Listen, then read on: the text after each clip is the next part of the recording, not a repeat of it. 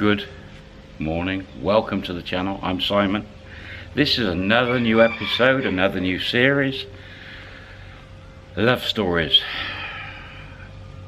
This love story, the main character Gary is 40 years old. He's Texan, from Texas. Is it a Texan?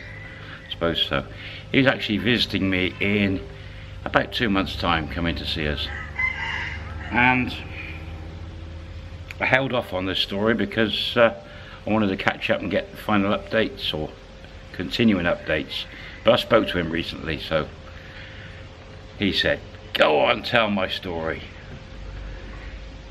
Gary is 40, born in Texas into an oil family. At the age of 25, his family, mother and father, both passed away in a helicopter crash. Don't know whereabouts they were, but after going to school, he fell into the family business. He now is the owner of the family business, no brothers or sisters, and I believe it's oil fields. To give you an idea, he is what I would call a billionaire. One of the times I spoke to him, he told me he earned in excess of $50,000 a day after tax, clear salary.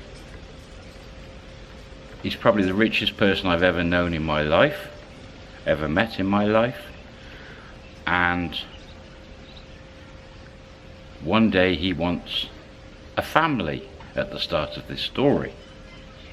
He needs somebody to take on the family business. Now at 40 years old, he is starting to think this way.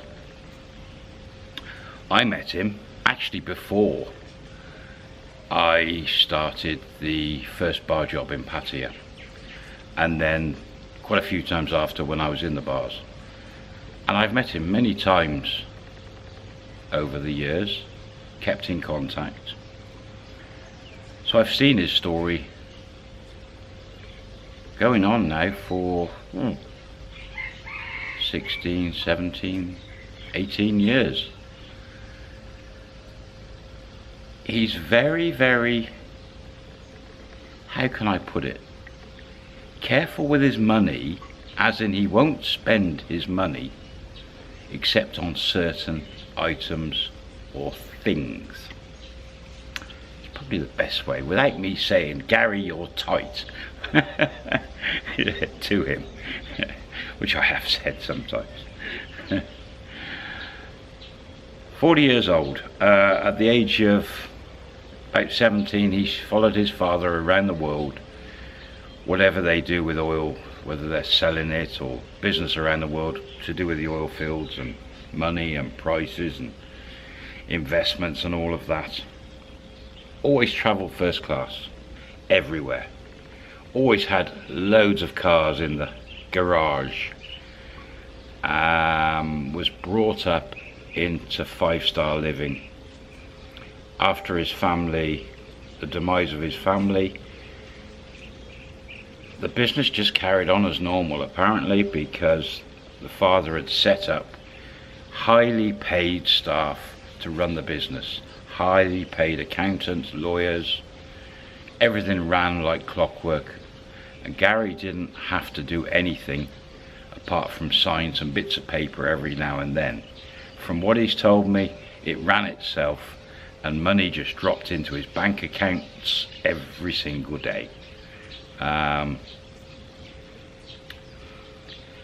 For somebody like me who can't ever imagine what it's like to get £50,000 or $50,000 a day dropping in your bank account. Oh, it's ridiculous amounts of money, obscene. Gary physique, 300 pounds in weight, 6'4", big build guy, big guy.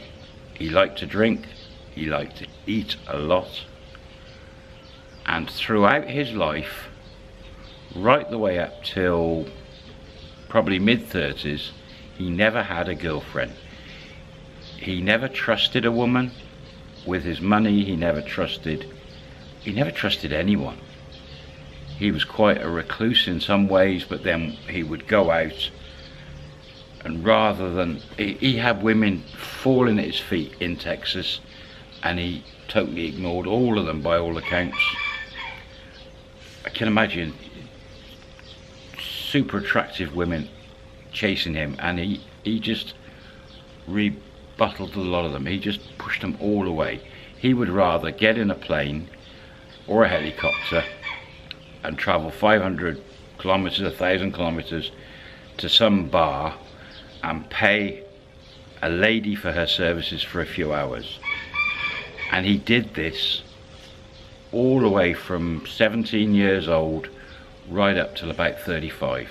He would just wasn't interested, didn't want a wife at that point, didn't want a girlfriend, wouldn't trust anybody. So he'd fly up to Vegas, he'd fly to LA or wherever he'd go, or he'd drive hundreds of kilometers to get away from his area just to hire girls for a few hours.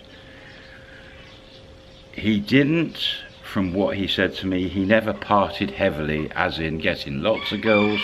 He was not into drugs. He was like drinking, but not heavily. He never wanted to get drunk, never wanted to be out of control. Just with his food, I think. Always eating. 10 years after his father and mother had gone, at the age of 35, he discovered Thailand. And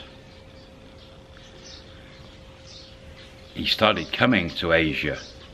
But again, nobody knew him. He would fly first class. He would have 5-star hotels. He mainly, when he was in Thailand the first few years, just stayed around Bangkok. He wasn't a beach person.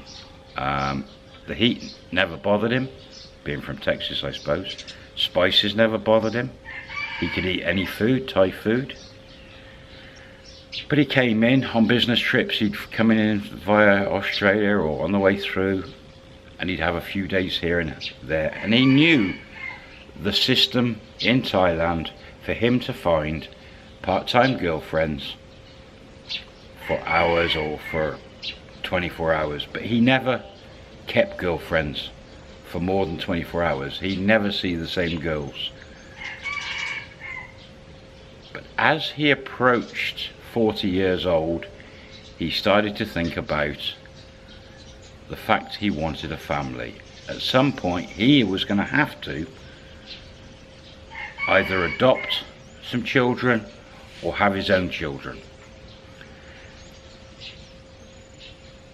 But having his own children scared him, because that meant having a girlfriend or a wife, and he was petrified of losing his money. So if he ever did get a girlfriend, there would be more prenuptial agreements than you could ever imagine, probably for every country in the world put together. But it still scared him. He couldn't commit to a woman, a relationship.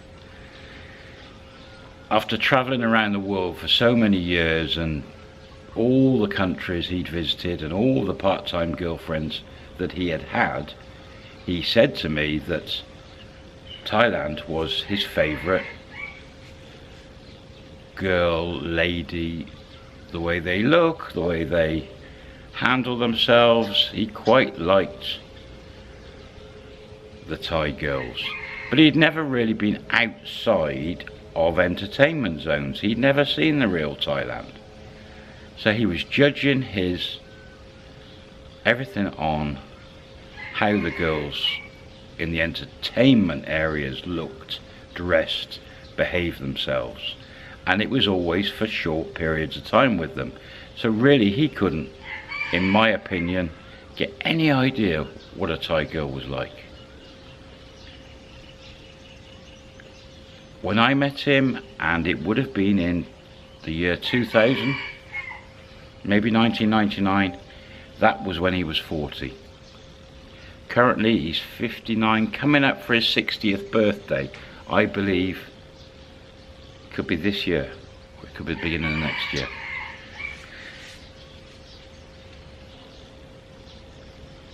When I first met him, I just met him playing pool. He loved pool. and he's quite a good pool player as well. But he'd found Pattaya. That's where I met him. He always stayed at the Dusit resort, and that was the first time that I'd come as a single guy, and I was also staying at the Dusit. And that's where I met him in a bar playing pool, but then we both ended up staying at the same hotel. So we had a few chats around the pool at the Dusit, and got on really well, and kept in touch ever since. At that time, 40 years old, and he sort of told me back then bits of his story. I couldn't believe, it just couldn't sink into my head the amount of money the guy had. He was generous around people, buying a few drinks, but not overly generous. So he wasn't flash with his money. He wasn't just throwing money about, going into bars, ringing the bells. He just wasn't doing that. So that's what I quite liked about him. He wasn't flash. He was quite down to earth. He did dress, however. Every piece of his clothing was tailor-made, handmade. And on the one occasion I remember, it might have been when he was checking out, because he went before me, a couple of days before I went that first trip, but he had about 10 suitcases. He travelled with loads and loads of bags and cases, but he had so many clothes. But he was a large guy. He didn't wear flash jewellery. I did see it on his arm a few times, a really nice expensive watch, but he didn't tend to wear that out and about, but he would at the hotel, and maybe I suppose a restaurant. So he wasn't flash with the jewellery. He did have nice sunglasses, and his shoes, you could tell a lot of them were Italian leather shoes, either handmade or top quality. Walking a couple of times that I did go to the bars with him, the girls, as I've done on that scoring video of mine, if you haven't seen it, how Thai girls score you, I'll see if I can put it in at the end of the video, a link to it. They spotted him 200 meters from the bar, by the shoes, by the tailored shorts, the tailored shirts. He had quite a lot of hair, quite bushy hair, but he was manicured. He was, everything was, nails were manicured, he was clean. Expensive cologne aftershave. He was clean shaven. Really lovely guy, really nice, pleasant guy. And at 40 years old, bumped into me.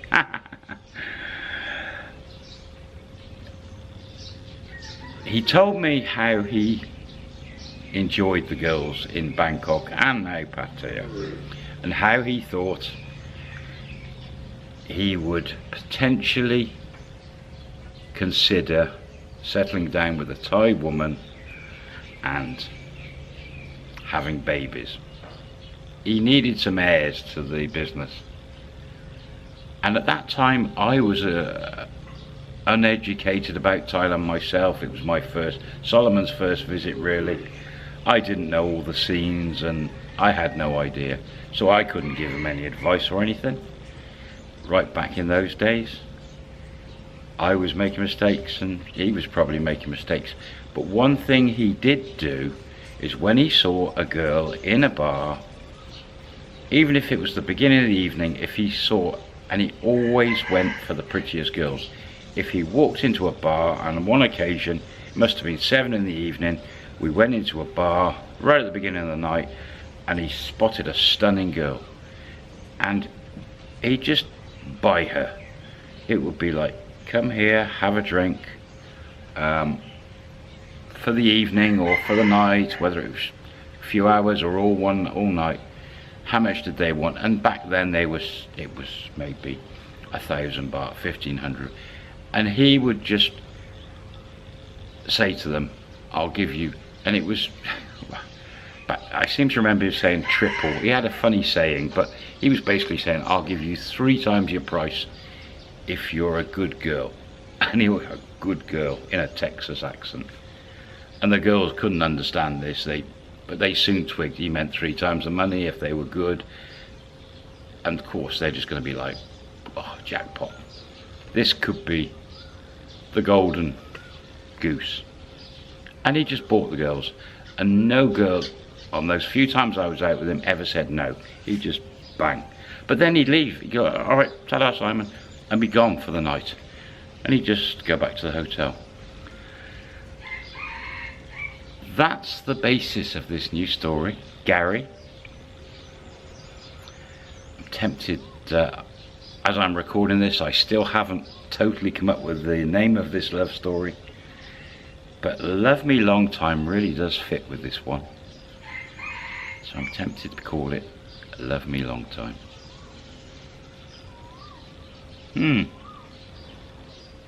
There we go.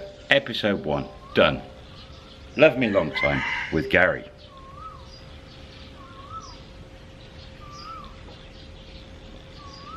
Let's see where this one goes. Bye for now, everyone, and there'll be a link in at the end in this blue bit. Just as I get to the end of the video and I'm trying to say something, the last couple of minutes battery turns off. Anyway, in the blue screen here at the end, there'll be one window there with the girls, with the scoring system video. Have a look at that one, you'll understand about the clothes and the money. See you next time, take care, bye for now.